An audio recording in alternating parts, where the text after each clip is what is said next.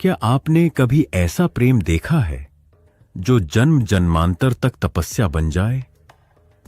आज हम सुनेंगे उस विवाह की कथा जिसे स्वयं ब्रह्मांड ने देखा और देवताओं ने गाया, जहां प्रेम केवल भावना नहीं, ब्रह्मांडीय शक्ति बन जाता है, जहां त्याग और तपस्या से जन्म लेती है। अमृता की अनुभूति वहीं शुरू होती है, एक ऐसी कथा जो केवल विवाह नहीं, चेतना और ऊर्जा के संगम की महागाथा है। स्पार्क टेल्स इंडिया में आज हम लेकर आए हैं शिव और पार्वती के दिव्य विवाह की कथा। इस आध्यात्मिक प्रेम यात्रा में आपका स्वागत है। जब ब्रह्मांड में न कोई समय था, न ही दिशा, जब केवल निराकार शिव थे, वे योगी, तपस्वी, ब्रह्म सब कुछ थे, परंतु अकेले थे। प्रकृति जो उनकी शक्ति थी, उनसे विलग थी। यही विलगता इस कथा का आधार बनी।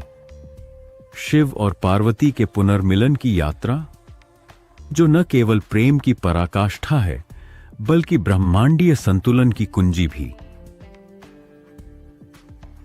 सती दक्ष प्रजापति की पुत्री थीं। बचपन से ही उनका झुकाव भगवान शिव की ओर था। जब समय आया, सती ने कठोर तपस्या करके शिव को प्रसन्न किया और विवाह किया। यह विवाह दिव्यता से भरपूर था, परंतु सती के पिता दक्ष इसे स्वीकार नहीं कर पाए।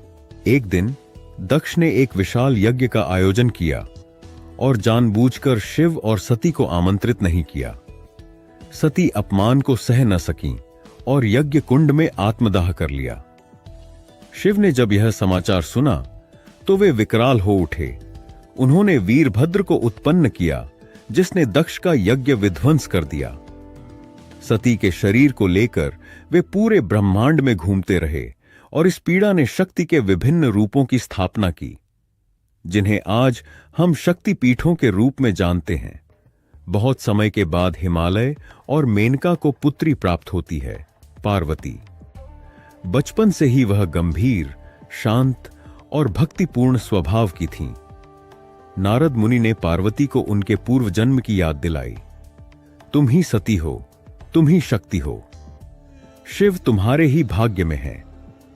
पार्वती का उद्देश्य स्पष्ट हो गया। वह शिव को पुनः प्राप्त करेंगी। उन्होंने जीवन भर ब्रह्मचारी रहकर कठोर तपस्या का व्रत लिया। शिव अब भी समाधि में लीन थे, संसार से पूर्णतः विरक्त। पार्वती ने वनों में जाकर हजारों वर्षों तक कठिन तप किया। पहले फल, फिर सूखे पत्ते, फिर केवल वायु। उनकी देह दुर्बल हो गई, किंतु भक्ति और प्रेम स्थिर रहे। देवताओं को चिंता हुई, अगर शिव विवाह नहीं करते तो ब्रह्मांडीय संतुलन बिगड़ जाएगा। तारकासुर नामक राक्षस को वरदान था कि केवल शिव पुत्र ही उसे मार सकता है। देवताओं ने शिव की समाधि तोड़ने के लिए कामदेव को भेजा। वसंत ऋतु लाई गई। कामदेव ने पुष्प बाण चलाया। शिव ने क्रोधित होकर तीसरी आंख खोली और कामदेव को भस्म कर दिया। पार्वती ने हार नहीं मानी। उन्होंने और कठोर तप किया। इस बार शिव स्वयं ब्राह्मण वेश में उनके समक्ष आए और बोले, कन्या, तुम क्यों उस अघोरी शिव को वर मानती हो? वह श्मशानवासी है, सर्पधारी है। पार्वती बोली, वह जो मृत्यु को अपनाता है वही अमृता का स्वामी होता है, वही मेरा स्वामी है। शिव प्रसन्न हो गए और अपना दिव्य रूप प्रकट किया। हिमालय राज ने दिव्य विवाह की तैयारियां शुरू की।